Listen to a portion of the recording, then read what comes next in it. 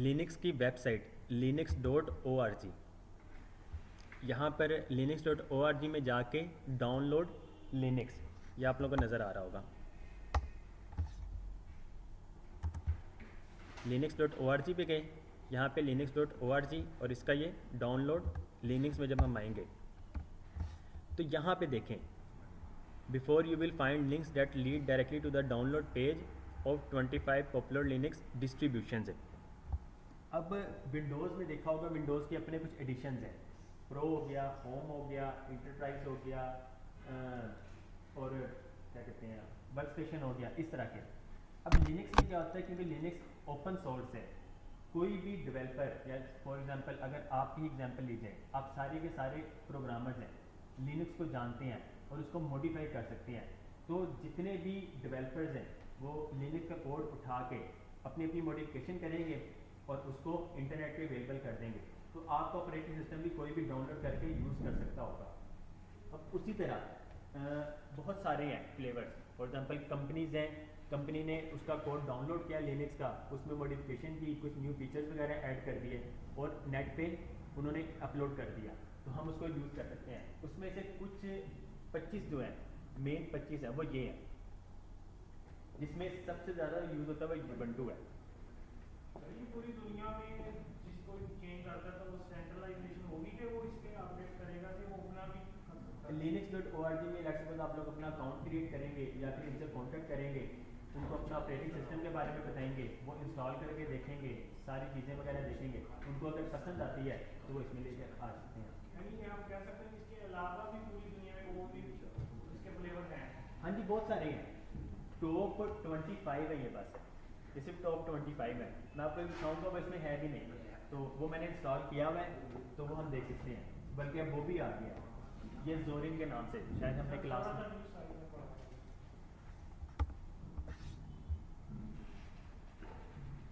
Okay, ये 25 है, top 25। इसके अलावा भी आप लोगों ने काली लिनक्स के बारे में सुना होगा, हैकिंग वगैरह का, सिक्योरिटी के लिए इस्तेमाल होती है जी, हैकिंग वगैरह के लिए और सिक्योरिटी वगैरह के पर्पज़ के लिए हम काली लिनक्स यूज़ करते हैं। अब काली लिनक्स क्या है, same as it is ubuntu है, सेम ubuntu है, उसका यूज़र इंटरफेस भी ऐसा ही है ubuntu की तरह ही। बस क्या है कि उसका थीम ब्लैक किया हुआ है, क्योंकि हैकिंग में ज़्यादातर आप लोगों ने देखा होगा मूवीज़ वगैरह में भी कि ब्लैक थीम वो यूज़ कर देते हैं, ब्लैक थीम है, ब्लैक वॉलपेपर है, और उसमें हैकिंग के जो टूल्स यूज़ होते हैं ubuntu में करेंगे तो ubuntu में आपको खुद से इंस्टॉल करना पड़ेगा डाउनलोड करके। लिनक्स में या काली लिनक्स में उसमें प्री डिफाइंड है, पहले से ही इंस्टॉल्ड है, इसे प्री इंस्टॉल्ड कहा जाता है कि पहले से इंस्टॉल्ड है, आप लोगों ने सिंपल वो टूल्स यूज़ करके हैकिंग अगर करना चाहें तो हैकिंग भी कर सकते हैं। सर एक क्वेश्चन जी, सर, काली लिनक्स और लिनक्स ये एक ही हिस्सा है? लिनक्स को यूज़ करके काली लिनक्स बनाया गया। मैंने कहा ना, लिनक्स जो है, अभी हम वैसे ऑपरेटिंग सिस्टम किसने इंस्टॉल किया हुआ है, कोई भी, विंडोज़ किया हो, मैक ओएस किया हो, लिनक्स किया हो, कोई भी, ठीक हो गया, आप लोगों ने इंस्टॉल किया है, डाउनलोड किया होगा उसको बूटेबल बना के या जिस तरह भी इंस्टॉल किया है, उसका फाइल साइज कितना होता है, समथिंग, मतलब 4 GB के राउंड, ठीक हो गया। अब लिनक्स की अगर हम बात करें, पूरा का पूरा ऑपरेटिंग सिस्टम, अच्छा, यूज़र इंटरफेस कितने टाइप्स के होते हैं, ऑपरेटिंग सिस्टम कोई भी यूज़र इंटरफेस जी, दो टाइप होते हैं, कौन कौन से, यूजर डिफाइंड और कमांड लाइन इंटरफेस और ग्राफिकल यूज़र इंटरफेस है। कमांड लाइन इंटरफेस की बात की जाए, वो सिंपल टर्मिनल होता है, जिस तरह CMD, ठीक हो गया। पूरा का पूरा ऑपरेटिंग सिस्टम आप विंडोज़ भी इस कमांड लाइन के ज़रिए आप लोग यूज़ कर सकते हैं, ठीक हो गया। लेकिन कोड याद करना, और मतलब हम याद भी नहीं कर सकते हैं, और फिर उसको कोड करना भी बहुत मुश्किल हो जाएगा। तो इस वजह से ग्राफिकल यूज़र इंटरफेस, जिसमें माउस हम यूज़ कर सकते हैं, तो माउस के ज़रिए हम कोई भी कर्सर वगैरह यूज़ करके कुछ भी कर सकते हैं। अच्छा जी, अब लिनक्स की अगर बात की जाए, कमांड लाइन इंटरफेस है, पूरा का पूरा ऑपरेटिंग सिस्टम सिर्फ लिनक्स है, उसका साइज़ क्या होगा, कोई अंदाज़ा, कम से कम 10 MB है, पूरा का पूरा ऑपरेटिंग सिस्टम 10 MB का है, वो 32 बिट में होगा, 2 MB जो है वो 32 बिट होगा। 64 बिट की बात की जाए, इस टाइम जो है 10 MB का पूरा ऑपरेटिंग सिस्टम है। अगर हम यहाँ पे जाके सर्च करें मिनिमल लिनक्स, सर इंस्टॉल करने के बाद 10 MB जी नहीं, इसकी वो आईएसओ फाइल जो है, आईएसओ फाइल मिनिमल लिनक्स में जाएंगे, इस वेबसाइट में जाके यहाँ पे ये डाउनलोड है, ठीक हो गया। डाउनलोड में जाएंगे, अब यहाँ पर 64 बिट आईएसओ इमेज है। अब ये जो है ये भी ओपन सोर्स है, आप लोगों को इसका कोड भी मिल सकता है इस ऑपरेटिंग सिस्टम का। ये देखें, you can browse the GitHub releases where you will find all source archives है, ठीक हो गया। अब यहाँ पे जैसे ही हम इसको डाउनलोड करेंगे, इस पर क्लिक किया, फाइल डाउनलोड होना स्टार्ट होगी। अब देखें यहाँ पर 10 MB पूरा का पूरा ऑपरेटिंग सिस्टम लिनक्स जो आप लोग यूज़ कर सकते हैं वो 10 MB का है। स्टार्ट डाउनलोड करेंगे। अब इसको सिंपल एज इट इज़, जिस तरह USB को बूटेबल बनाते हैं, बूटेबल बनाएं और अपने किसी भी सिस्टम में आप लोग इंस्टॉल कर सकते हैं। लेकिन ये कमांड लाइन इंटरफेस होगा, ग्राफिकल यूज़र इंटरफेस नहीं होगा।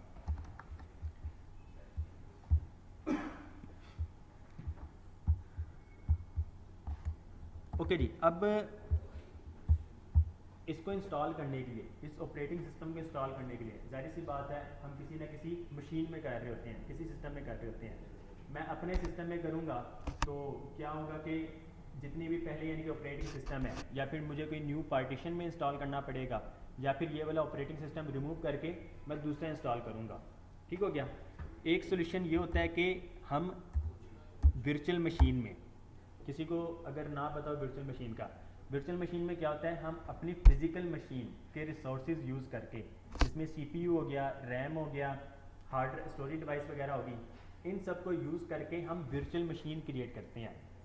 जस्ट लाइक जैसे आप मार्केट में जाके कोई न्यू सिस्टम परचेज करते हैं, आप कोई न्यू सिस्टम परचेज करेंगे, उसे क्या कहेंगे, भाई मुझे इतना प्रोसेसर दे दो, ये वाला रैम दे दो, और मदरबोर्ड लगेगा, स्टोरेज डिवाइसेस लगेंगी, एज इट इज़ जो भी होता है।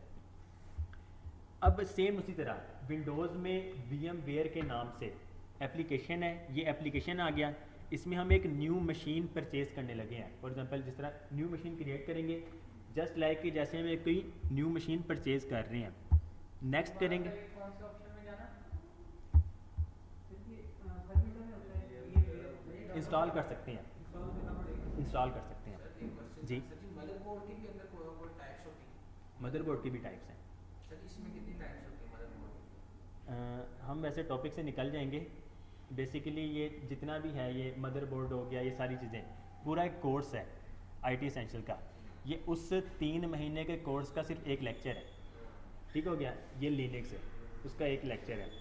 वैसे उसकी कुछ टाइप्स हैं, फॉर्म फैक्टर्स वगैरह, जिसमें ATX आ जाता है, AT आ जाता है, micro ATX, micro ITX, mini ITX, पाइको ITX, काफ़ी सारी चीज़ें आ जाती हैं। ओके, VMware में ये जैसे एप्लीकेशन रन करेंगे ये वाला आएगा। जस्ट लाइक जैसे हम माइक्रोसॉफ्ट विंडोज़ में ऑफिस यूज़ कर रहे होते हैं, या आप कोई गेम खेल रहे होते हैं, कोई भी एप्लीकेशन, या VLC कह लें वीडियो वगैरह देखने के लिए, सेम उसी तरह एक एप्लीकेशन है। इसकी वेबसाइट पे जाके डाउनलोड करेंगे, इंस्टॉल करेंगे, आपके सिस्टम में इंस्टॉल हो जाएगा। अब एक create a new virtual machine, ये पहला बटन, इस पर क्लिक करेंगे, यहाँ पे नेक्स्ट करेंगे, नेक्स्ट। अब ये हमसे ऑपरेटिंग सिस्टम के बारे में पूछ रहा है।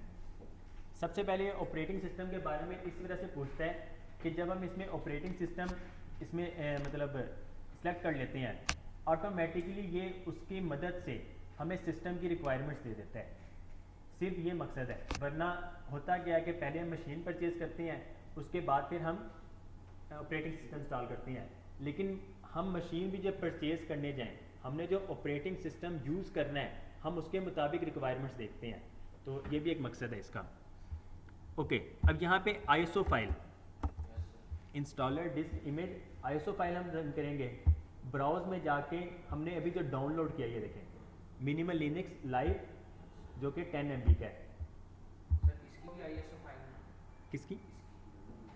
इसकी ISO फाइल क्या पहले बनी हुई, अब सर इसके अंदर भी दोबारा ISO फाइल बनाएंगे? बनाएंगे नहीं, हमने सिर्फ इंस्टॉल करने लिए, इंस्टॉल के लिए हमने सेलेक्ट किया है।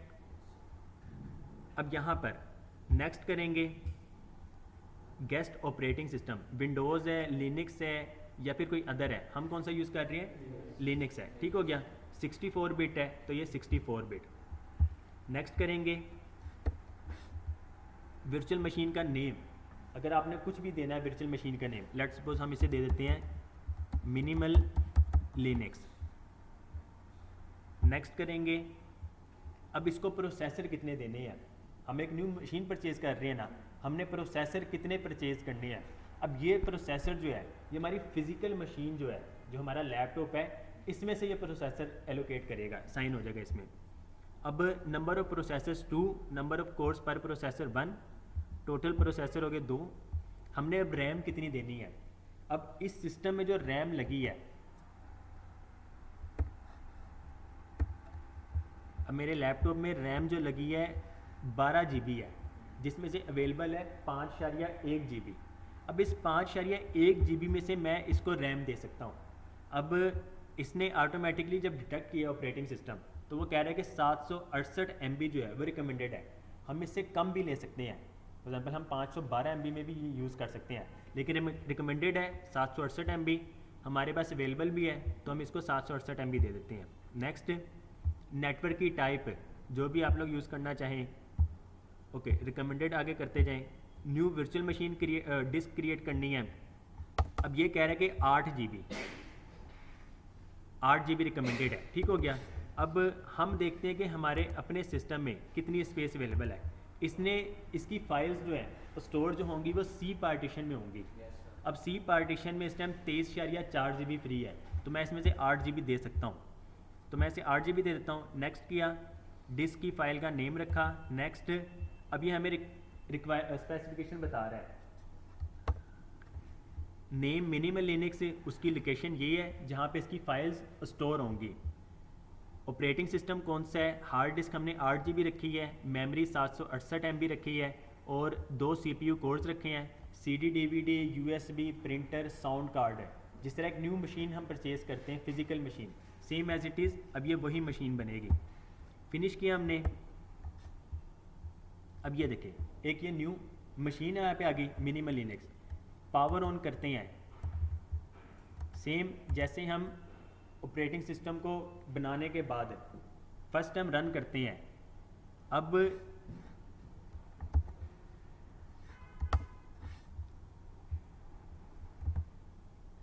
ओके जी, ऑपरेटिंग सिस्टम ने सेलेक्ट किया, अब इसको इंस्टॉल करना है। सबसे पहले स्पेस दे के कंटिन्यू किया,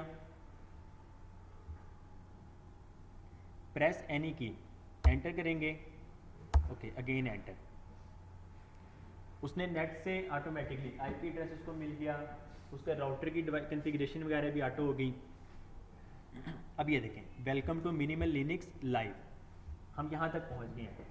अब ये हमारा पूरा का पूरा ऑपरेटिंग सिस्टम रन हो रहा है, पूरा का पूरा ऑपरेटिंग सिस्टम। आप लोग इसमें कुछ भी कर सकते हैं, न्यू फाइल्स क्रिएट करनी है, न्यू फाइल्स क्रिएट कर सकते हैं, कुछ भी करना हो आप लोग कर सकते हैं इसमें। अब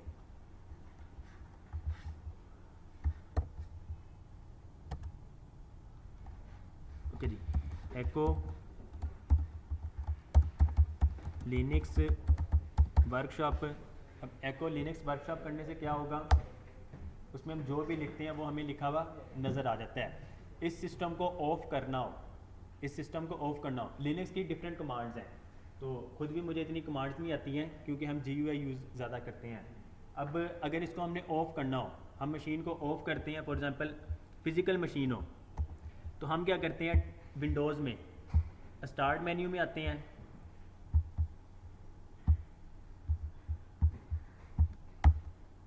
स्टार्ट मेन्यू में आए, चल मैं ये काम नहीं कर रहा सर उधर से भी तो डायरेक्ट बंद कर सकते हैं, जी, क्लोज कर सकते हैं।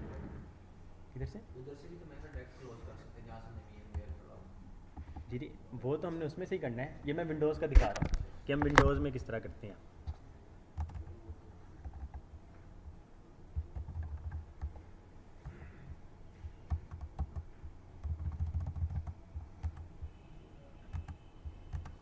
चलो मेरा अपना सिस्टम ही हैंग हो गया। ओके जी, हम मतलब जिस तरह भी ऑफ करते हैं, टास्क स्टार्ट मेन्यू में जाते हैं, उस पर क्लिक करते हैं, पावर ऑफ कर देते हैं। अब अगर हमने कमांड के ज़रिए से करना हो तो सिंपल हम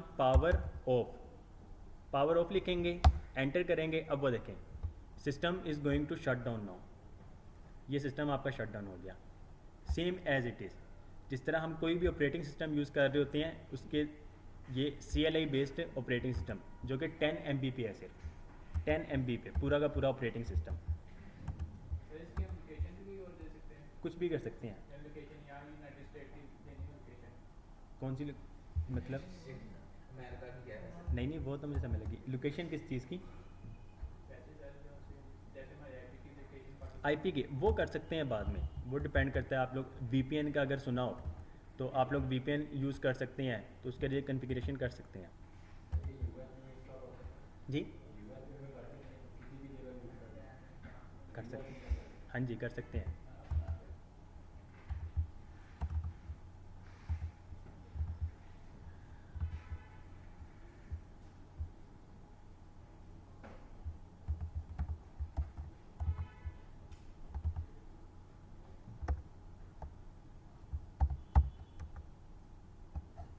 ओके, ये तो था मिनिमल लिनक्स लाइव।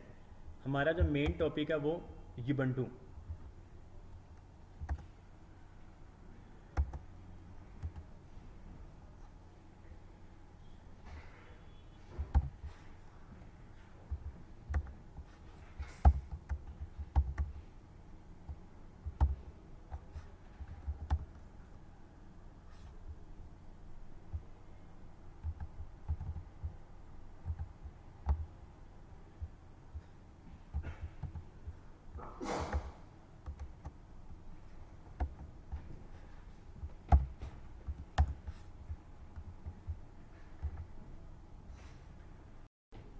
ओके जी, मिनिमल लिनक्स के बाद हम आते हैं यूबंटू पे। तो यूबंटू को डाउनलोड करने के लिए ubuntu.com, इसकी अपनी वेबसाइट है यूबंटू की, ubuntu.com। यहाँ पर आके डाउनलोड। अब डाउनलोड हमने जो करना है, हमारे पास हम अपने सिस्टम या लैपटॉप में करना चाह रहे हैं, तो यूबंटू डेस्कटॉप में हम जाएंगे। यूबंटू डेस्कटॉप में जाके तो यहाँ पे रिकमेंडेड सिस्टम रिक्वायरमेंट्स आ रही हैं, तो ये आप लोग पढ़ भी सकते हैं। 4 GB सिस्टम मेमोरी चाहिए, 2 GHz dual core processor, 25 GB of free hard drive space. अब इसको डाउनलोड कर जी, काफ़ी हैवी सॉफ्टवेयर है। ऑपरेटिंग सिस्टम है, तकरीबन मेरे ख्याल 2-2.5 GB का है, उससे भी शायद ज़्यादा। ओके जी, डाउनलोड करने के लिए सिंपल डाउनलोड पे क्लिक करेंगे और ये ऑपरेटिंग सिस्टम डाउनलोड होना स्टार्ट हो जाएगा। ओके जी, ये देखें 2.86 GB जी। नहीं, ऑपरेटिंग सिस्टम है ना, उन्होंने जो भी दिया है हम वही यूज़ कर सकते हैं। ओके जी, इसे डाउनलोड सिंपल ये स्टार्ट डाउनलोड करें और वो डाउनलोड होना स्टार्ट हो जाएगा। ओके जी, अब ऑपरेटिंग सिस्टम आपका डाउनलोड हो गया, ठीक हो गया। ऑपरेटिंग सिस्टम डाउनलोड हो गया, मेरे पास पहले से फाइल पड़ी, हम उसको यूज़ कर लेते हैं सिंपल दोबारा से। अब ऑपरेटिंग सिस्टम ये भी अगर आप लोगों ने इंस्टॉल करना है, एक तो है कि फ़िज़िकल मशीन में करने लगे हैं, तो USB को बूटेबल बनाएंगे। USB को बूटेबल किस तरह बना सकते हैं? सिंपल USB लगाएं, ठीक हो गया, हमने USB लगा दी। एप्लीकेशन है रूफस के नाम से, रूफस, इसकी वेबसाइट है rufus.ie। तो पहले ही लिंक रूफस जाएंगे हम यहाँ पे, ये इसकी वेबसाइट है। यहाँ पे जाके रूफस 3.17 इसका लेटेस्ट सिस्टम, इस पर क्लिक करेंगे और ये भी फाइल डाउनलोड होना स्टार्ट हो जाएगी। सर की इसकी iOS इमेज जो सी वो विंडो की बनानी है, जी, विंडो की बनानी है iOS के इस यूबंटू की, यूबंटू हमारा टॉपिक लिनक्स है ना, तो इस पे हम आगे, वो फाइल भी हमारी डाउनलोड हो गई है। डाउनलोड में जाते हैं, प्रोग्राम्स, अब ये देखें रूफस 3.17, यस। अब यहाँ पे USB यहाँ पे आपको नज़र आ जाएगी जो आपने USB लगाई हुई है, ठीक हो गया। USB बूट सिलेक्शन, डिस्क या फिर ISO इमेज है, यहाँ पे अब ISO इमेज सेलेक्ट करेंगे, सेलेक्ट ऑपरेटिंग सिस्टम लिनक्स। अब यहाँ पे देखें यूबंटू जो डाउनलोड हो रहा है वो वहाँ पे वैसे डाउनलोड हो रही है। तो ये मेरे पास एक पुरानी फाइल पड़ी है यूबंटू की ही, इसको हम क्योंकि ये पुराना है ना, उन्होंने अपडेट जब की है उसमें न्यू फीचर्स वगैरह ऐड किए हैं तो उसका साइज़ इंक्रीज़ हो गया। ओके जी, यूबंटू ठीक हो गया। अब पार्टीशन स्कीम दो तरह की होती हैं, जीपीटी और एमबीआर। जीपीटी जो है वो न्यू जो सिस्टम या लैपटॉप्स वगैरह उसमें यूज़ हो रही होती है, तो हम एमबीआर भी करते हैं। अब यहाँ पे वॉल्यूम लेबल फाइंड नहीं कर सकते कि हमारे सिस्टम में जीपीटी में करना है कि एमपीआर में हमारा सिस्टम एग्जिस्ट करेगा। अब ये भी टॉपिक थोड़ा लेंथी हो सकता है। अगर आपका सिस्टम यूईएफआई बेस्ड है, एक होता है बायोस और एक होता है यूईएफआई, अगर तो आपका सिस्टम यूईएफआई बेस्ड है तो उसमें एमबीआर भी हो सकता है, जीपीटी भी हो सकता है। अगर आपका सिस्टम यूईएफआई सपोर्टेड नहीं है तो उसमें सिर्फ और सिर्फ एमबीआर होगा। सही है, सेटअप में जाके उनका आ जाती है ऑप्शन। सर जी। क्योंकि हम ज़्यादातर डाउनलोड हमारी एमबीज में करते हैं तो इसलिए हम ज़्यादातर एमबीआर में कर सकते हैं। नहीं, एमबीज नहीं, ये और चीज़ है, ये पार्टीशन ये स्कीम। पार्ट में सोचते हैं। एमबीआर और जीपीटी ये दो तरह के होते हैं। सर जनरली जीपीटी यूज तो होता सभी है ज़्यादातर MBR ज़्यादा एमबीआर, क्योंकि ये पुराना है ना, एमबीआर जो है वो पुराना है, कोई इशू नहीं, यूज़ कर सकते हैं। हाँ जी, अगर तो आपका सिस्टम लेटेस्ट है और यूईएफआई बेस्ड है। अब मेरा जो सिस्टम, गाइस साइलेंस प्लीज़, अब मेरा जो सिस्टम है इस टाइम वो लेटेस्ट है और यूईएफआई बेस्ड है, तो इसकी पार्टीशन स्कीम जो है वो जीपीटी है। अब अगर हम चेक करना चाहें, सिंपल किसी भी पार्टीशन पे राइट क्लिक करें, प्रॉपर्टीज़ में जाएंगे हम, यहाँ पर हार्डवेयर। अब इस टाइम 3 ड्राइव लगी हुई हैं, एक इसमें मेरे अपने लैपटॉप में एक एसएसडी है और एक हार्ड डिस्क ड्राइव है। अब तीसरी जो है वो यूएसबी ये शो कर रहा है। हम एसएसडी को सिलेक्ट करते हैं, यहाँ पे ये एसएसडी है, इसकी प्रॉपर्टीज़ में जाएंगे, वॉल्यूम्स, पॉपुलेट, यहाँ पे ये बटन होगा पॉपुलेट का। अब यहाँ पे दोबारा वॉल्यूम्स के टैब में आए, पॉपुलेट किया, तो यहाँ पे आपको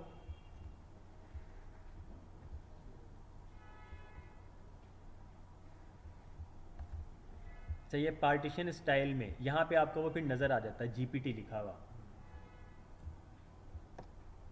ये देखें,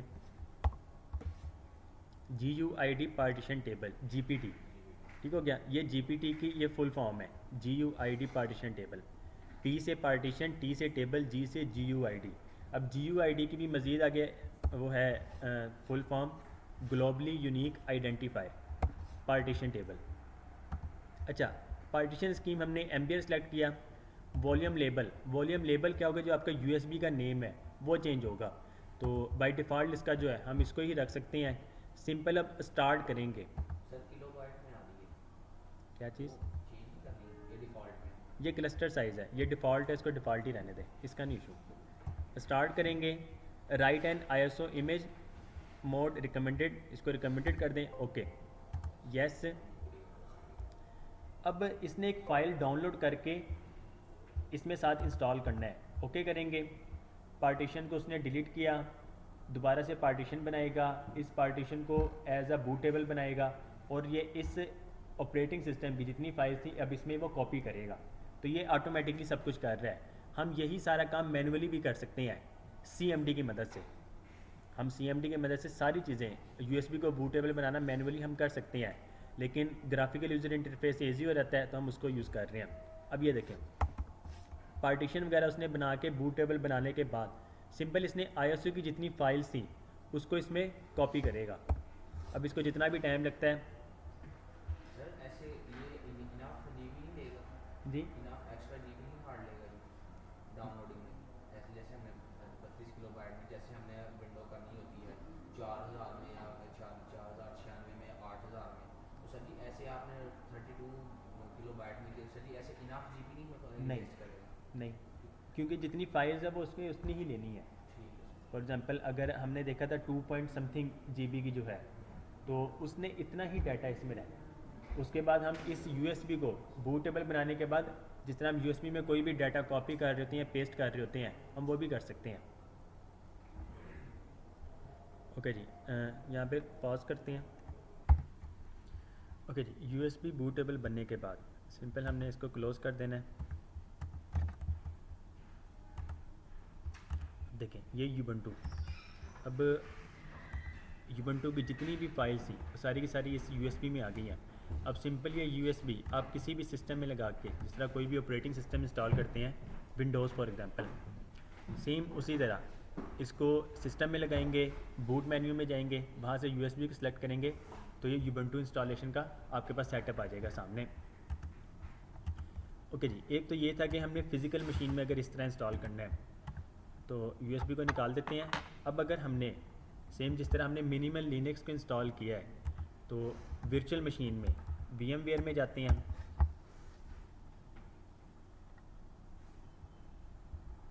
VMware में जाने के बाद एक न्यू मशीन क्रिएट करेंगे।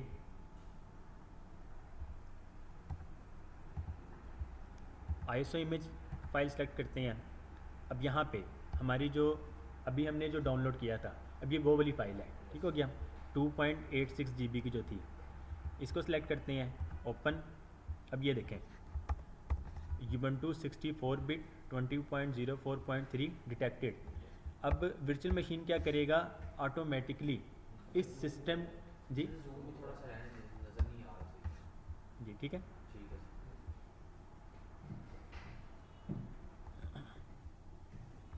ओके जी, नेक्स्ट। अब यहाँ पर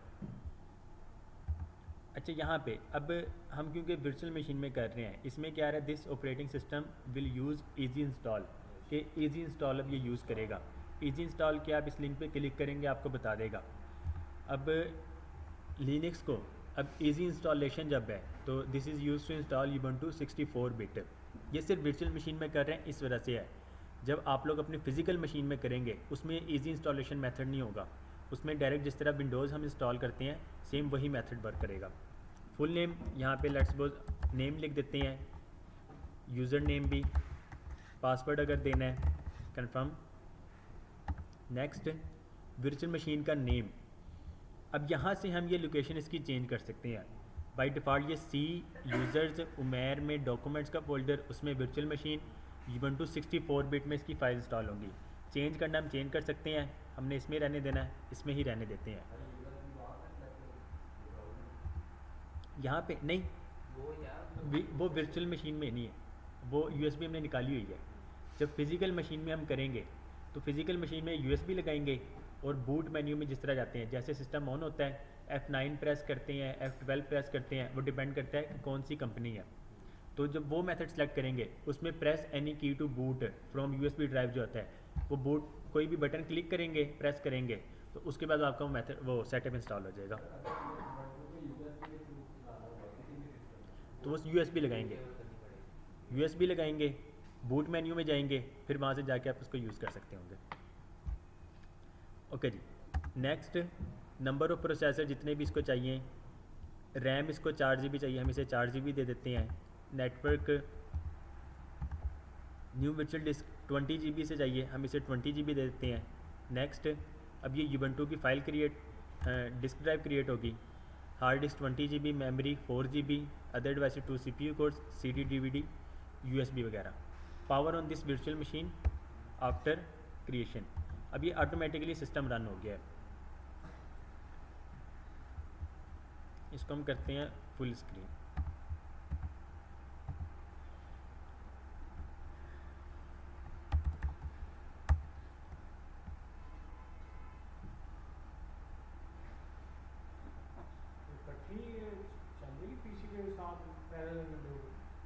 हाँ जी, क्योंकि ये मतलब वो डिपेंड करता है आपके सिस्टम पे। हमने वर्चुअल मशीन क्रिएट की ना, अब इसमें CPU भी काफ़ी अच्छा लगा हुआ है, रैम भी है, स्पेस हमारे पास अवेलेबल है, और स्टोरेज डिवाइस भी काफ़ी फास्ट है, तो इस वजह से वर्क करेगा।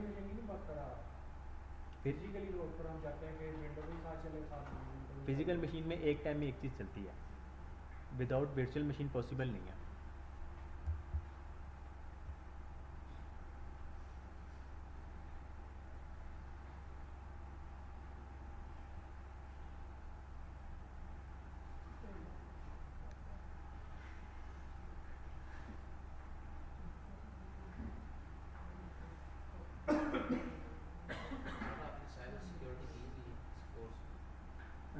इंट्रोडक्शन है, थोड़ा बहुत है, मतलब कोर्स किया हुआ है, प्रोफेशनल नहीं है। प्रोफेशनल में web and mobile app developer हूँ।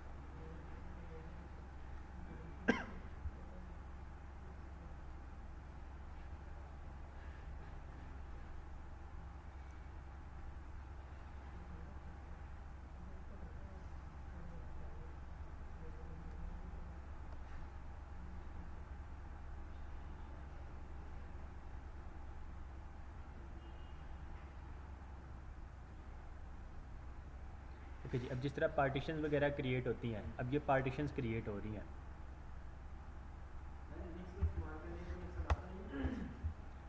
नुकसान तो नहीं है, फ़ायदे हैं। विंडोज़ एक्चुअल में काफ़ी मतलब हैवी हो गया सॉफ्टवेयर, उसका ऑपरेटिंग सिस्टम ना, तो आपका सिस्टम जो है वो काफ़ी स्लो हो जाता है। अब लिनक्स जब आप यूज़ करेंगे, सेम मशीन में ही यूज़ करके देखिएगा, ये बहुत फास्ट चलेगा। हम विंडोज़ को अगर ऑफ़ करते हैं तो तकरीबन कोई आधा मिनट या 1 मिनट तकरीबन ले लेता है सिर्फ ऑफ़ होने में ही। आप यूबंटू को या कोई भी लिनक्स को इसको ऑफ़ करेंगे, ये विदिन 5 सेकंड्स ऑफ हो जाएगा, मतलब इतना फास्ट है ये। जितने भी सर्वर वगैरह हैं मोस्टली वो सारे अब ये लिनक्स यूज़ कर रहे हैं, ख़ासतौर पर ये यूबंटू का सर्वर जो है। विंडोज वाले सारी एप्लीकेशंस में मत करते नहीं, अब विंडोज़ में जो फॉर एग्ज़ाम्पल आप 2 मोबाइल यूज़ करें, एक एंड्रॉयड यूज़ करें और एक विंडोज़ यूज़ करें, आप लोग एंड्रॉयड की एप्लीकेशन विंडोज़ में नहीं यूज़ कर सकते होंगे, उसी तरह विंडोज़ की एप्लीकेशन एंड्रॉयड में नहीं यूज़ कर सकते हैं। सेम इसी तरह विंडोज़ के सॉफ्टवेयर आप इसमें नहीं यूज़ कर सकते हैं और लिनक्स के सॉफ्टवेयर विंडोज़ में नहीं यूज़ कर सकते हैं। अगर कोई USB जिसमें वायरस हो आप विंडोज़ में यूज़ कर रहे हैं, इसको इफेक्ट कर रहा है, सेम USB अगर आप लिनक्स में यूज़ करें तो इसमें इफेक्ट नहीं करेगा, क्योंकि वो वायरस जो है एक्चुअल में वो भी एक सॉफ्टवेयर ही है, कोडिंग के ज़रिए ही बनाया जाता है, बस वो मलिशियस सॉफ्टवेयर है कि बदकिस्मत सॉफ्टवेयर कहा जाता है, उसकी कोडिंग विंडोज़ के हिसाब से की जाती है, तो इस वजह से वो सिर्फ विंडोज़ पे वर्क करता है। आप लोग लिनक्स पे यूज़ करेंगे वो एज इट इज़ जिस तरह USB शो होती है वो होगी, इसको बेशक इसमें फॉर्मेट कर दें। बहुत सारी ऐसी चीज़ें फॉर एग्जांपल USB है, विंडोज़ में डिटेक्ट ही नहीं हो रही है, यूज़ भी नहीं हो रही है विंडोज़ में, वो फॉर्मेट भी नहीं हो सकती है, उसको लिनक्स में यूज़ करें या फिर मैक OS में यूज़ कर लें, उसमें चलेगी, उसमें से फॉर्मेट कर दें।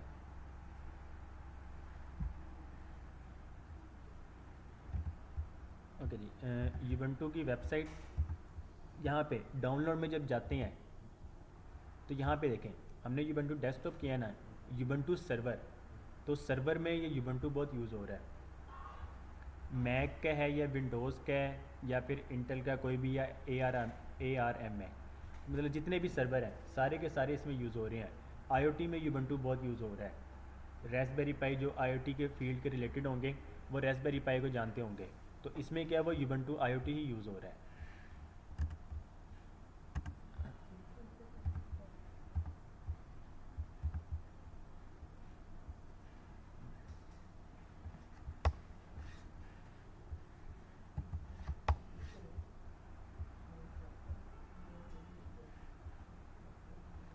अच्छा, वर्चुअल मशीन की वजह से इसने हमसे पार्टीशंस वगैरह का नहीं पूछा, क्योंकि इजी इंस्टॉल यूज़ कर रहा है। तो जब आप लोग फिज़िकल मशीन में यूज़ करेंगे तो उसमें से वो आपको पार्टीशंस भी पूछेगा कि किस पार्टीशन में इंस्टॉल करना है और इसकी पार्टीशन किस तरह बनानी है। फॉर एग्जांपल 500 GB की आपकी हार्ड है, तो कितनी पार्टीशंस बनानी है, कौन सी पार्टीशन को कितनी साइज़ देनी है और किस पार्टीशन में इंस्टॉल करना है। जिस तरह नॉर्मली हम C ड्राइव में इंस्टॉल कर रहे होते हैं, तो इसी तरह फिर वो यूबंटू में भी आपसे पूछेगा। जैसे सर विंडोज़ में भी पार्टीशंस के साइज वगैरह पूछते हाँ जी, सेम उसी तरह यूबंटू में भी पूछेगा। अब ये इजी इंस्टॉल था तो इस वजह से इसने स्किप कर दिया वो सेटअप, और ये सिर्फ एक ही पार्टीशन बनाएगा। अब जिस तरह हम एंड्रॉयड यूज़ कर रहे हैं, एंड्रॉयड में आपको पार्टीशंस नज़र नहीं आती हैं, ऐसे ही है आपका 32 GB का मोबाइल है, 64 GB है, 128 GB है, वो सारी की सारी एक ही स्टोरेज है, एक ही पार्टीशन बनी हुई है, आप लोग एक ही यूज़ कर सकते हैं। उसी तरह ये भी वही चीज़ है, लेकिन क्योंकि ये सिस्टम है तो इस वजह से इसमें हम पार्टीशन क्रिएट कर सकते हैं। सर इसने मैक्सिमम 20 GB ली है, तो अगर हमें एक्सटर्नल कोई चीज़ें इंस्टॉल करनी है, डाउनलोड करनी पड़ती है, तो वो कहाँ जाएगी, कहाँ से वो हम वो अभी हमने 20 GB किया था, हम इसको इंक्रीज भी कर सकते हैं। सिस्टम को हम ऑफ़ करेंगे, वर्चुअल मशीन की सेटिंग्स में जाके 20 GB था उसको हम 30 कर देंगे, 40 कर देंगे।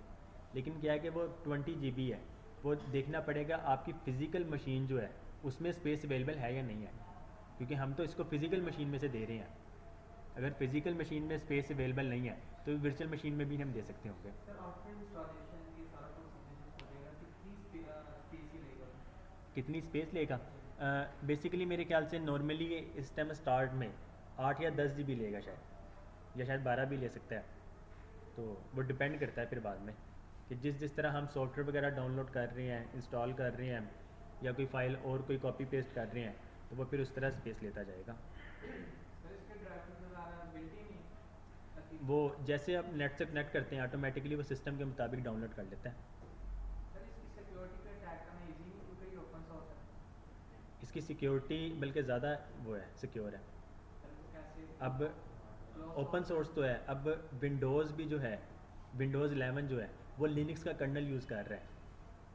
मतलब कुछ इसके पार्शली जो हिस्सा है वो विंडोज़ भी अब लिनक्स का यूज़ कर रहा है क्योंकि सिक्योर बहुत है। हम लिनक्स का कर्नल यूज़ करके हम इसको मॉडिफाई तो कर सकते हैं ऑपरेटिंग सिस्टम को, हम कर्नल वगैरह को नहीं अभी छेड़ सकते हैं।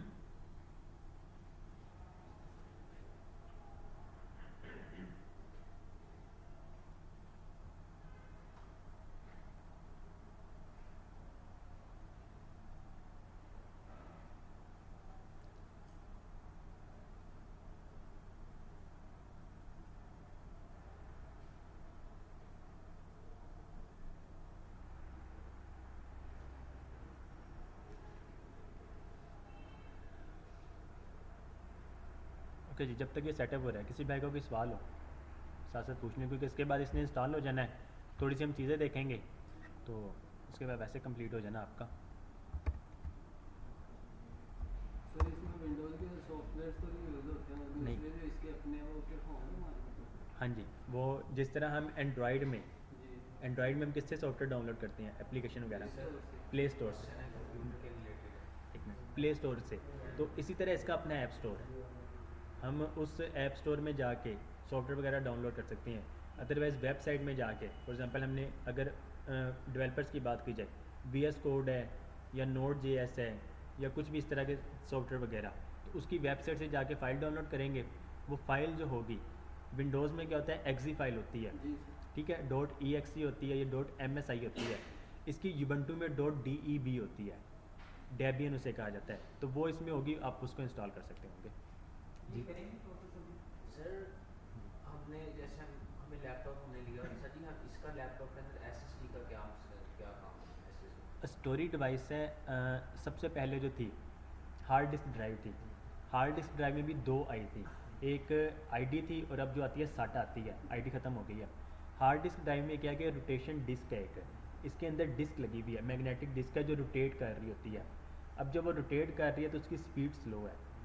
SSD क्या है, SSD में वो डिस्क नहीं है जो रोटेट करती है, इसमें चिप लगी हुई है, इस वजह से ये बहुत फास्ट है। सर ये पता कैसे चलता है कि हमारे लैपटॉप के अंदर या PC के अंदर SSD लगी है? वो तो मैं आपको दिखा देता हूँ।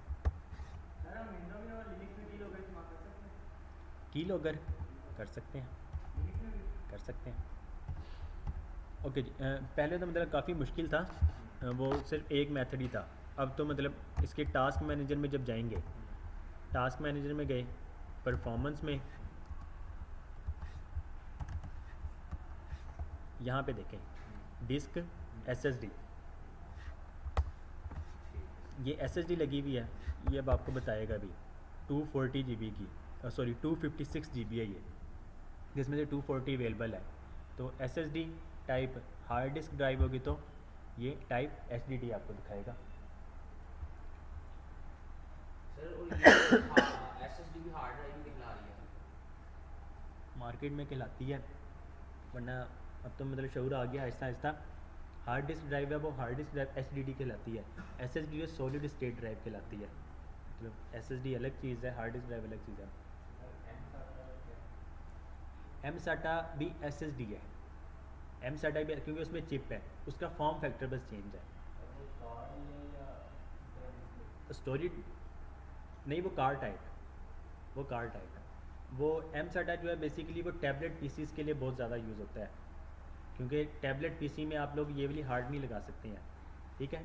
ये इसकी वो साइज़ जो है वो बड़ा है 2.5 इंच। अब M-SATA छोटा सा कार्ड है, तो वो लैपटॉप में भी लगा सकते हैं, वरना ज़्यादातर वो टैबलेट पीसी में होता सर है। काली लाइनेक्स के थ्रू ये WhatsApp हैक कर सकते हैं? व्हाट्सएप हैक कर सकते हैं, हैकिंग मुझे आती नहीं है दरअसल, ना मैं ज़रूर बताता। तो सर फ्यूचर के अंदर तो ये हार्ड डिस्क का इस्तेमाल कम नहीं होता जाएगा, 5G आएगा, क्लाउड कंप्यूटिंग आएगा? ख़त्म हो रहा है Aahista Aahista, hard disk drive बहुत ख़त्म हो रही है। अब पहले में भी यहाँ पे आम नॉर्मल स्टूडेंट्स की भी बात की जाए तो इतना नहीं था लोगों को पता। अब यहाँ पे तकरीबन 50% स्टूडेंट्स हो गए जिनके सिस्टम में या लैपटॉप वगैरह में SSD लगी हुई है। क्योंकि फास्ट बहुत है। विंडोज़ 11 की बात की जाए तो विंडोज़ 11 आप हार्ड डिस्क ड्राइव में मैंने इंस्टॉल करके देखा है, एसएसडी में भी किया है, हार्ड डिस्क ड्राइव में भी किया है। हार्ड डिस्क ड्राइव में उसकी एनिमेशन ही नहीं वर्क करती हैं सही से, इतना वो स्लो है, तो वो एसएसडी में ही वर्क करेगी। इसकी रिक्वायर विंडो 11 तो जिस तरह पुरानी विंडो थी, विंडो एक्सपी जब यूज़ करते थे, विंडो 7 आई, तो ये किसी भी सिस्टम पे ना चल जाती थी। लेकिन मैंने विंडो 11 करके देखी है, मेरे पास ऑफिस में विंडो सर्वर कंप्यूटर है, तो i3 i5 है जी, सेकंड जनरेशन का, तो उसने सीधा सीधा जवाब दे दिया था कि इस पे इंस्टॉल में सीधा ही इनकार कर दिया। अच्छा, अब वो उसके मेथड्स हैं कुछ, हम इंस्टॉल कर सकते हैं, ऑफिशियली तो नहीं है, ऑफिशियली आप इंस्टॉल नहीं कर सकते हैं, उसकी मतलब स्पेशल मशीन्स हैं। क्योंकि सर पहले तो वो लिखा होता है डिज़ाइन फॉर विंडोज 7, तो हम उस पर विंडोज 10 भी इंस्टॉल कर लेते हैं। आपको हाँ जी, मसला कर रहा वो यहाँ पे जो कोर्स हुआ था IT एसेंशियल का, जब वो विंडोज़ की वर्कशॉप हुई थी, उसमें मैंने बताया था कि उसकी मतलब उसकी वेबसाइट में भी जाएंगे ना तो सिस्टम रिक्वायरमेंट जो है उसमें दिखाया हुआ उसने। सबसे जो मेन जो चीज़ है ना, जहाँ पे ज़्यादा मेन मसला आता है वो TPM का आता है। TPM इसमें एक कंपोनेंट ही है सिक्योरिटी के लिए, तो वो 2.0 रिक्वायर्ड है। हमारे सिस्टम में नॉर्मली जो लगता है वो 1.2 लगा होता है। अब मेरे अपने लैपटॉप में इस टाइम 1.2 है वो, लेकिन मैं इसमें इंस्टॉल कर सकता हूँ। मैंने तो वो I think core two duo में भी किया है install, Windows 11 core two duo में भी किया है सर इंस्टॉल। विंडो 10 नहीं चलती, विंडो 11 कैसे चलेगी? कोर टू में सर जी मैंने विंडो 10 इंस्टॉल की पर बहुत स्लो चलती। आप उसमें SSD लगा दें, वो कोर टू डू आपका सिस्टम बहुत फास्ट हो जाएगा। ग्राफिक्स का भी कहते हैं कि ग्राफिक्स का भी है विंडोज़ 11 में, लेकिन मैंने वही कहा ना, ऑफिशियल जो है उसमें तो नहीं वो इंस्टॉल करेगा। अगर ट्रिक्स वगैरह यूज़ करेंगे तो ट्रिक्स यूज़ करके तो हम इसमें वो मैक OS भी कर लेते हैं। SSD कितनी की तक लग जाती है? 500 GB अगर, अब SSD जो है ना, अगर आपने हार्ड डिस्क ड्राइव देखी होगी, कंप्यूटर की साइज़ वो बड़ी होती है, लैपटॉप की छोटी साइज़ में होती है, ठीक हो गया। अब SSD जो उसका एक ही साइज़ है, ये वाला लैपटॉप साइज़ ही है। लैपटॉप की 500 GB अगर हार्ड की बात की जाए 2500 या 3000 रुपये 500 GB। SSD की बात की जाए 3500 रुपये की 128 GB है, ये रेट है मार्केट में। 5500 की 256 GB 5500 की 256 GB आ जाती है। अब उसमें भी डिपेंड करता है, स्टोरेज डिवाइसेस में भी 5500 की भी है, 5000 की भी है, 6000 की भी मिलेगी, 6500 की भी मिलेगी आपको 256 GB। उसमें कंपनी का आ जाता है, फिर उसकी मज़ीद आगे स्पेसिफिकेशंस हैं, साटा का इंटरफेस कौन सा है, साटा की स्पीड कितनी है, तो ये सारी चीज़ें भी देखनी पड़ती हैं। अब नॉर्मली मतलब स्टूडेंट्स को नहीं पता है ना, वहाँ पे दुकानदारों को इतना पता होता है, लेकिन मतलब यहाँ पे जिन्होंने IT एसेंशियल्स का कोर्स किया हुआ है उन्हें पता है इन सब चीज़ों का। जी, ये जो वीडियो है ना मैं उसमें अपलोड कर दूँगा। वैसे मेरा चैनल बनाया हुआ सिर्फ इस पर्पज़ के लिए, पहले मैं यूज़ नहीं करता था। हाँ जी, पहले नहीं मैं यूज़ करता था, वो जब से ये कोर्स में मतलब रिकॉर्डिंग लेक्चर्स दिए हैं तब से मैं अपलोड करके वो करता हूँ। जी ठीक है, तो ये जो एक्सटर्नल हार्ड ड्राइव होती है इसमें भी SSD मिल सकती है, हाँ जी और अगर हम इसको अटैच करके मेमोरी अपनी इंक्रीज कर लें कर सकते हैं, तो that- लेकिन एक्सटर्नल मतलब लैपटॉप के अंदर ही या फिर एक्सटर्नल जिस तरह। एक्सटर्नल जो वायर के साथ हाँ जी भाई, तो आप कितनी देर तक वो उसको यूज़ कर सकते होंगे, तो स्पीड भी नहीं इतनी रहेगी। जी एक्सटर्नल की इतनी स्पीड नहीं होती क्योंकि वो USB से उसकी ट्रांसफरेशन हो रही होती है, सर मैं यूज़ कर रहा हूँ, इस वजह से ये इशू कर रहे हैं, स्पीड की slow उसकी स्पीड स्लो होती है। सर लैपटॉप के अंदर पर हम प्रोसेसर क्यों नहीं चेंज कर सकते? लैपटॉप के अंदर कर सकते हैं वो कहता नहीं कर सकते। अपग्रेड, वो आपका मदरबोर्ड जो है ना, मदरबोर्ड पे डिपेंड करता है कि आप उसमें कौन कौन सा प्रोसेसर यूज़ कर सकते हैं। मदरबोर्ड की स्पेसिफिकेशन में जाएंगे, उसमें एक पूरी आपको लिस्ट मिलेगी कि इसमें कौन कौन सा CPU डिटेक्ट हो सकता है। क्या पता आपके सिस्टम में सबसे पहले ही ऑलरेडी सबसे फास्ट लगा हो, उस मदरबोर्ड के मुताबिक सबसे हाई लेवल का लगा हो, तो उससे भी आप आगे क्या करेंगे फिर, उसके लिए फिर आपको सिस्टम चेंज करना पड़ेगा। मदरबोर्ड अपग्रेड करेंगे तो मदरबोर्ड पे डिपेंड करेगा कि आपका केस जो है लैपटॉप का है ना, तो लैपटॉप में तो लैपटॉप ही पूरा चेंज करना पड़ेगा। अगर सिस्टम होता तो उसमें डिपेंड करता है कि CPU कैसे। जनरेशन चेंज कर, जनरेशन भी चेंज करनी चाहिए, अब कम से कम मेरा जो ख्याल है 4th जनरेशन लेनी चाहिए, क्योंकि फोर्थ जनरेशन में क्या है कि वो आपको UEFI सपोर्टेड है। सर जी मैंने चेक की दूसरी जनरेशन कंप्यूटर की, वो कहते हैं सेकंड जनरेशन में, लेकिन जब इसकी जो थर्ड ऊपर दिखा रहा है कोर है, क्या चीज़? थर्ड दिखा रहा है किसमें? इसमें लैपटॉप में। कहाँ पे? लैपटॉप नहीं, लैपटॉप में कहाँ पे? सर अंदर जब इसकी ये सेटिंग जैसे चेक करते हैं ना कंप्यूटर के अंदर, उसको कोर आ गया 3 लिखा होता है। वो तो डिपेंड करता है, यहाँ पे मैं आपको बताता हूँ। सेम उसी तरह टास्क मैनेजर में जाएंगे, यहाँ पे परफॉर्मेंस में CPU। अब यहाँ पे देखें, ये इस टाइम है i7 फोर्थ जनरेशन है ये। इसका पहला डिजिट जो होता है वो जनरेशन आप बताता है। ये आपका कोर i3 है, 5 है, 7 है, 9 है या फिर 11 है। यहाँ पे लिखा होगा, आगे जनरेशन्स लिखी होगी। सर नेक्स्ट डिजिट का क्या मतलब? नेक्स्ट डिजिट ये सीरीज़ है, ये पहला जो डिजिट होता है ये आपकी जनरेशन बताता है। अब ये फोर्थ जनरेशन है, ये 4000 हो या 4999 हो, इसने फोर्थ जनरेशन ही कहलाना है। इसकी प्राइस जो होगी फोर्थ जनरेशन की ही हम पे करेंगे। अगर ये 4999 की जगह 5000 पे चला जाए तो ये जनरेशन 5000 फिफ्थ हो जाएगी।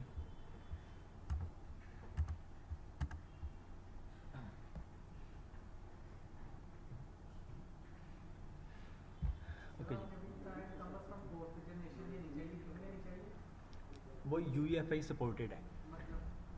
जब हम इंस्टॉल कर रहे होते हैं, अब टेक्नोलॉजी है, बायोस एक होती है और एक UEFI होती है। बायोस जो है 2021 में वैसे ही ख़त्म हो गई है। अब न्यू जितने भी आ रहे हैं वो बायोस नहीं उसमें है, उसमें सिर्फ और सिर्फ UEFI है। तो फोर्थ जनरेशन से UEFI आना स्टार्ट हुआ है। कोर i3 ले लें, कोर i5 ले लें, फोर्थ जनरेशन लेंगे जी। UEFI में 123 पार्टीशन बना सकते हैं ना? GPT है वो, पार्टीशन स्कीम है GPT, उसमें 128 पार्टीशन बना सकते हैं GPT में।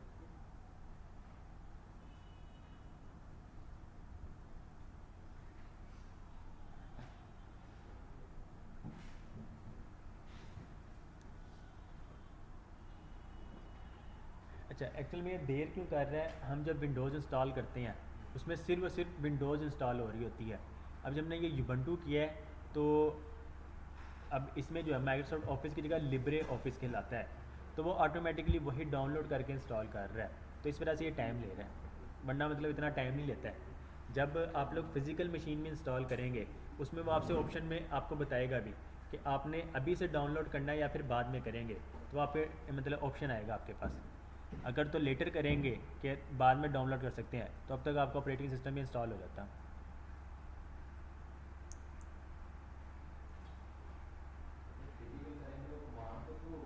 नहीं, ग्राफिकल यूज़र इंटरफेस होगा। अच्छा, इसमें एक और चीज़ है, आप इस USB की मदद से किसी भी सिस्टम में लगाएं, आप लोग डायरेक्ट इसको लाइव भी यूज़ कर सकते हैं, इंस्टॉल किए बगैर। ऑपरेटिंग सिस्टम इंस्टॉल करना ही नहीं पड़ेगा, सिंपल USB लगाएंगे, आप इसको ट्राई लिनक्स करेंगे और इंस्टॉल यूज़ कर सकते होंगे। ट्राई लिनक्स में होगा कि विदाउट इंस्टॉलेशन आप लोग यूज़ कर सकते हैं।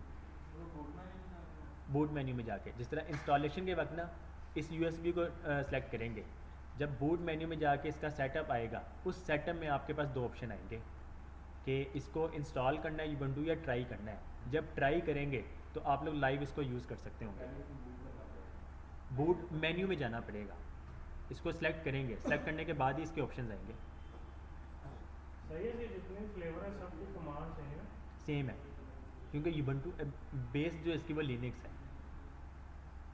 सर काली तो प्रोग्रामिंग जो है ना हमारा बच्ची है ना, तो यूबंटू किस पर्पज के लिए ज़्यादा जिस तरह हम विंडोज़ यूज़ कर रहे हैं नॉर्मल यूज़ के लिए, उस तरह यूबंटू यूज़ होता है office work sniffing and spoofing क्या होता है? डेवलप जी। स्नीफिंग एंड स्पूफिंग स्नीफिंग होता है सूंघना, अच्छा कि हम सूंघ रहे हैं नेटवर्क में, नेटवर्क स्नीफिंग कहलाता है। जब एक डाटा एक जगह से दूसरी जगह जब जा रहा होता है, तो अब डाटा में क्या क्या चीज़ें हैं, आपका IP एड्रेस होता है, मैक एड्रेस होता है, किस जगह से आया है, कहाँ पे जा रहा है, इसमें अब डाटा क्या है, इसको सूंघना, ये स्नीफिंग कहलाता है।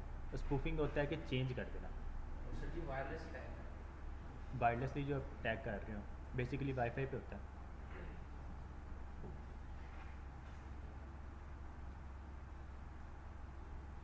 सर जी वल्नरेबिलिटी क्या होती है?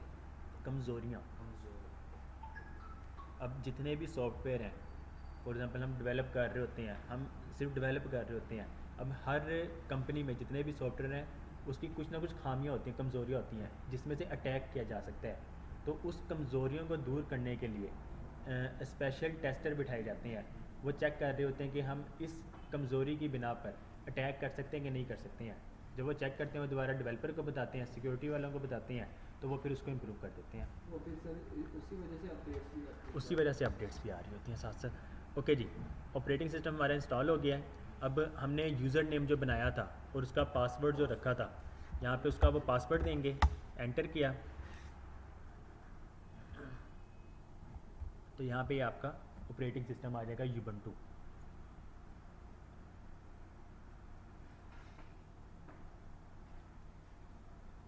ओके जी, connect your online accounts. Ubuntu का अकाउंट यूज़ करना है, गूगल का करना है, नेक्स्ट क्लाउड या माइक्रोसॉफ्ट, आप पे डिपेंड करता है। ऑनलाइन अकाउंट नहीं यूज़ करना है, स्किप कर दें। लाइव पैच, इसको next. Help improve Ubuntu, system info send करनी है या नहीं करनी है, एक मिनट। तो no don't send system info, इसे नो कर दें। Next. Privacy location service enable करनी है या नहीं करनी है, आप पे डिपेंड करता है। नेक्स्ट, और ये डन।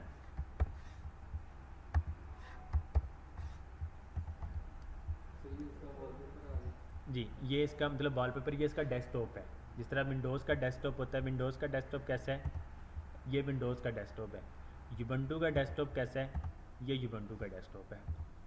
अब बाय डिफ़ॉल्ट विंडोज़ में क्या होता है कि उसका अपना जो एज ब्राउज़र है, इंटरनेट एक्सप्लोरर है और माइक्रोसॉफ्ट एज है, वो होता है। यूबंटू में क्या है कि फायरफॉक्स है। इसका ऑडियो प्लेयर, ये ऑडियो प्लेयर है, ये इसका वर्ड है, ये इसका ऐप स्टोर है जहाँ से हम इंस्टॉल कर सकते हैं या अपडेट वगैरह करनी हो। इसका फ़ाइल मैनेजर, जिस तरह दिस पीसी है विंडोज़ में, दिस पीसी, इसका ये फाइल्स है। फाइल्स पे क्लिक करेंगे तो यहाँ पे ये देखें डेस्कटॉप की फ़ाइल इसमें है, डॉक्यूमेंट्स, डाउनलोड्स, म्यूज़िक। ये एक्चुअल में जिस तरह एंड्रॉयड में होता है, ये वो चीज़ है, वो चीज़ है। तो फ्लॉपी डिस्क इसमें नहीं है। अदर लोकेशन में जाएंगे, सिर्फ कंप्यूटर ही है। अब ये देखें, कंप्यूटर को हमने 20 GB दिया था, तो यहाँ पे ये 20.5 GB नज़र आ रहा है। जिसमें 11 GB फ्री आ रहा है हमारे पास।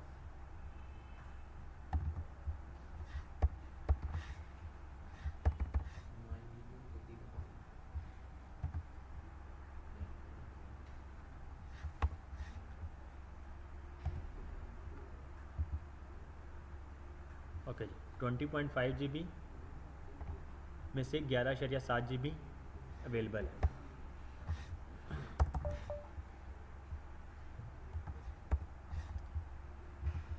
ओके जी, नेट इस टाइम इसमें चल रहा है, वायर कनेक्टेड है। तो ब्राउज़र में जाते हैं।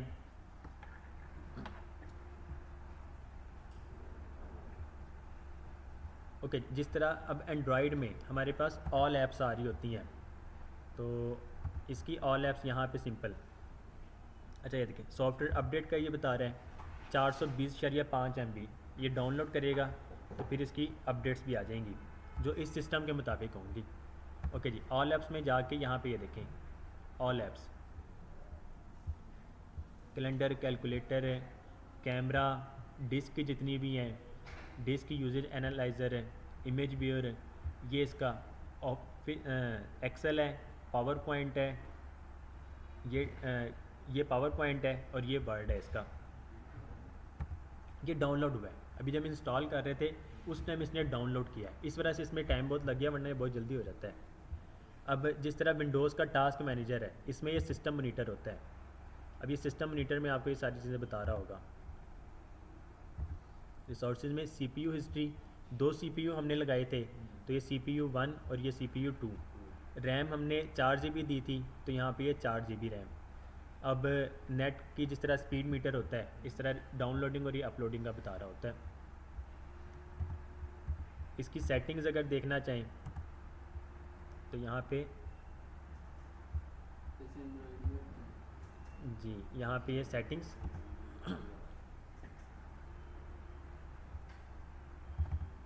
सेटिंग में नेटवर्क, ब्लूटूथ, बैकग्राउंड चेंज करना है, इसका ये थीम वगैरह, light mode, dark mode, standard, icon size, कुछ भी कर सकते हैं। इसका ये डॉक जो है इसको भी हम चेंज कर सकते हैं। बॉटम में लेकर आना है, हम ये बॉटम में कर सकते हैं। राइट में करना है, राइट में कर सकते हैं, आप लोग पे डिपेंड करता है। अब ये देखें बॉटम में आ गया है, जिस तरह विंडोज़ का होता है, तो ये विंडोज़ का बॉटम में। कैलेंडर वगैरह इसका, एक्टिविटीज़ इसकी जो भी। ब्राउज़र में हम आते हैं, यहाँ पे फॉर एग्ज़ाम्पल अगर आप लोगों ने VLC डाउनलोड करना है, VLC हमने सर्च किया videoland.org, सारी चीज़ें हैं। ये ब्राउज़र है सिंपल, ये तो सिंपल ब्राउज़र है। ब्राउज़र में VLC में आए, अब यहाँ पे देखें डाउनलोड VLC किसके लिए करना है, हमने लिनक्स के लिए करना है। लिनक्स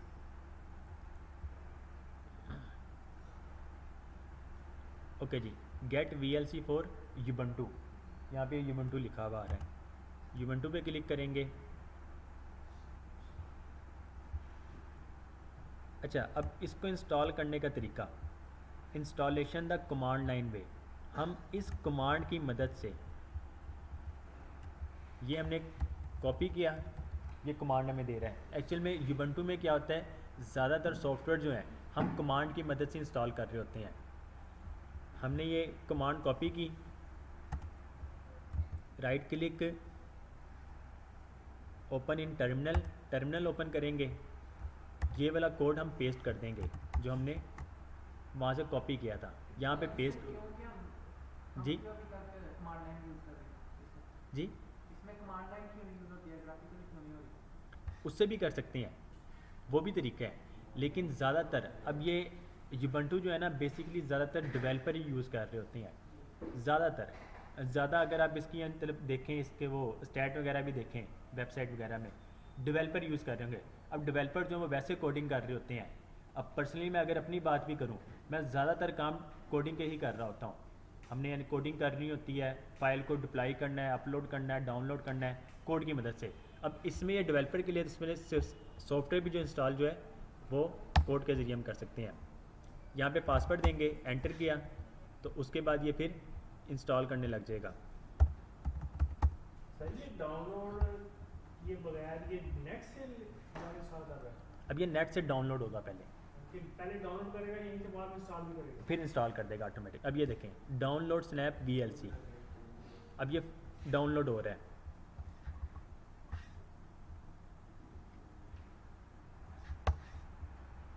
ये देखें,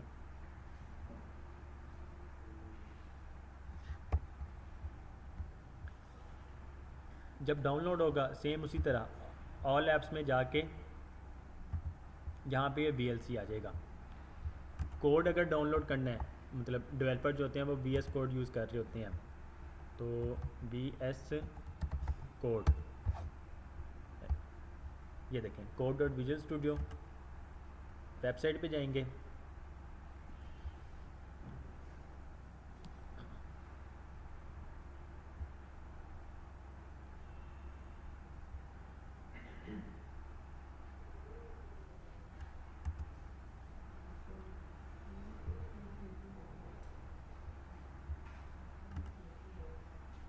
अब ये देखें कोड एडिटिंग रीडिफाइंड।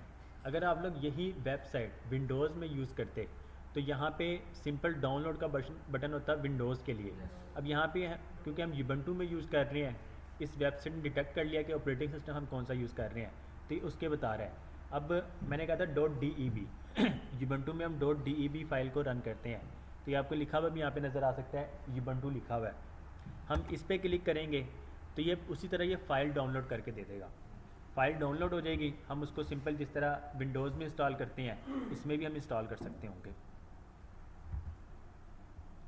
ओके जी, VLC from VideoLAN installed, all apps में जाएंगे, यहाँ पे ये देखें VLC मीडिया प्लेयर आ गया।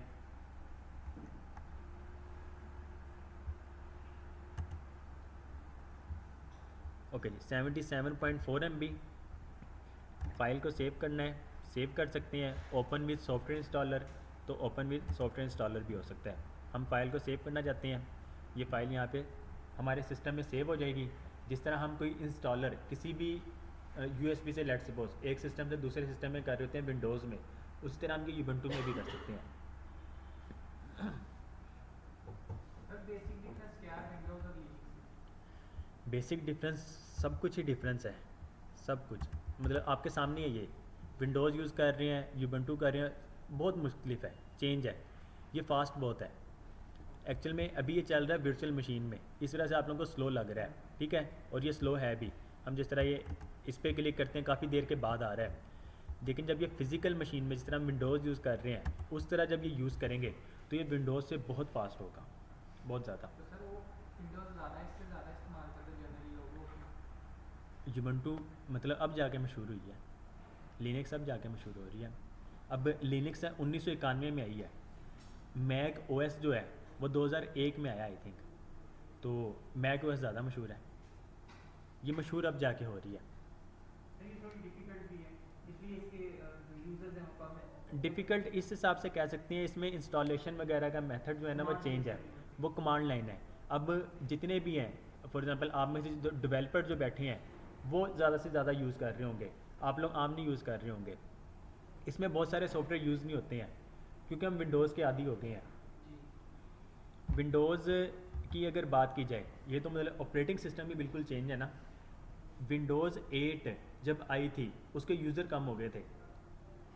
विंडोज़ 8 जैसे आई थी, हम विंडोज़ XP यूज़ कर रहे थे, उसके बाद विस्टा यूज़ किया है, विंडोज़ 7 यूज़ किया है, बहुत यूज़ किया है।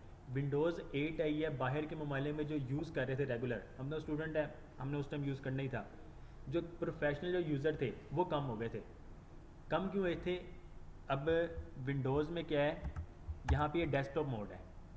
विंडोज़ 8 में डेस्कटॉप मोड ख़त्म कर दिया था उसने, माइक्रोसॉफ्ट ने। विंडोज़ 8.1 एक साल के बाद आई, उसमें डेस्कटॉप मोड आ गया था। सिर्फ और सिर्फ ये रीज़न थी क्योंकि यूज़र आदी हो गए थे डेस्कटॉप के, हम खुद भी आदी हैं। अब विंडोज़ 8.1 आई है, विंडोज़ 10 आई है, विंडोज़ 11 आई है, इसमें दोनों मोड हैं, टैबलेट PC मोड भी है और डेस्कटॉप मोड भी है। अगर हम सर्च में जाएं, यहाँ पे टैबलेट सेटिंग्स लिखें, change additional tablet setting, tablet mode on कर दें। अब ये देखें, ये टैबलेट मोड हो गया है, इसमें डेस्कटॉप ख़त्म हो गया है, इसमें डेस्कटॉप का ऑप्शन ही नहीं आएगा। होम पे जाएंगे, इसको हम बंद नहीं कर सकते हैं, बैक चले जाएं, फुल बैक चले जाएं, इसने ये ऑप्शन दे देना है, ये आपको डेस्कटॉप नहीं देगा। मैं इसको खुद भी नहीं यूज़ कर सकता हूँ इस तरह, क्योंकि हम आदी हैं डेस्कटॉप के सबसे ज़्यादा रिफ़्रेश करने के, कुछ हो या ना हो हमने रिफ़्रेश करना होता है। तो इस वजह से मतलब हम आदी इसकी हैं, इस तरह से विंडोज़ यूज़ कर रहे हैं। विंडोज़ 8 में ये सिस्टम ख़त्म हो गया था, उसके यूज़र गिनना कम हो गए थे।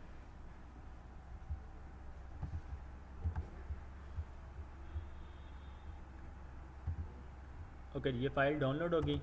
अब ये फ़ाइल कहाँ पर है? डाउनलोड्स में ये फ़ाइल आ गई है, इसको हम रन करेंगे।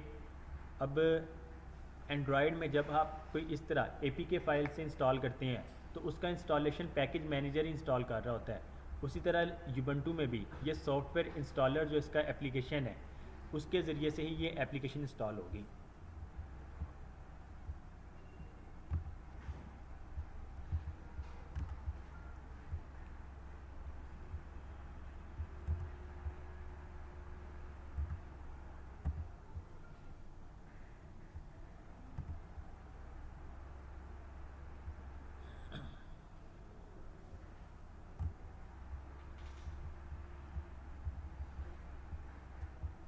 एक्चुअल में ये इसकी कुछ बस सर्विसेज को डाउनलोड कर रहे हैं, इस वजह से वो टाइम भी ले रहा है।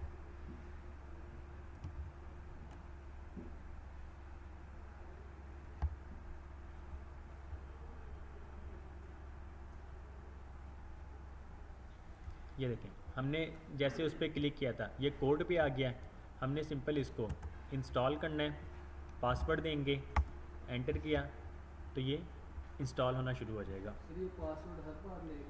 हाँ जी, फर्स्ट टाइम लेगा, यानी किसी भी चीज़ को इंस्टॉल किसी भी चीज़ को इंस्टॉल करने लगेगा।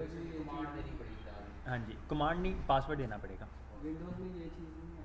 विंडोज़ में ये चीज़ नहीं जैसे है। एंड्रॉइड मोबाइल में जो चीज़ हम अनइंस्टॉल करते हैं, किसी चीज़ को ओपन करते हैं फिंगरप्रिंट का पैटर्न वगैरह नॉर्मली हमें करना पड़ता है, उसी तरह ये भी है। अब ये देखें, ये कोड भी इंस्टॉल हो गया है। ऑल ऐप्स में जाएंगे, यहाँ पर ये देखें विजुअल स्टूडियो कोड, इस पर क्लिक करेंगे तो सेम वही चीज़ जिस तरह हम विंडोज़ में यूज़ कर रहे होते हैं, क्योंकि ये थर्ड पार्टी एप्लीकेशन है, तो इसने विंडोज़ के लिए भी वैसे ही बनाना है और बाकी जो प्लेटफॉर्म है उसके लिए भी ऐसे ही बनाना है।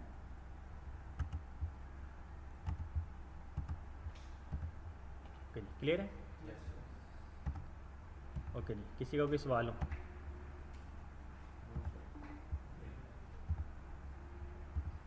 जब बूटेबल यूएसबी हम लगाएंगे किसी पीसी में, जी, तो वो उसकी सारी फाइल एक्सेस कर लेगा अगर उसने विंडोज पे कोई पासवर्ड वगैरह लगाया है?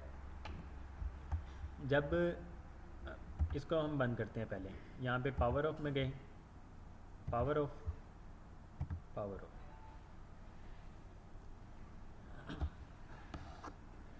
ओके जी, ये आपका यूबंटू बंद हो गया।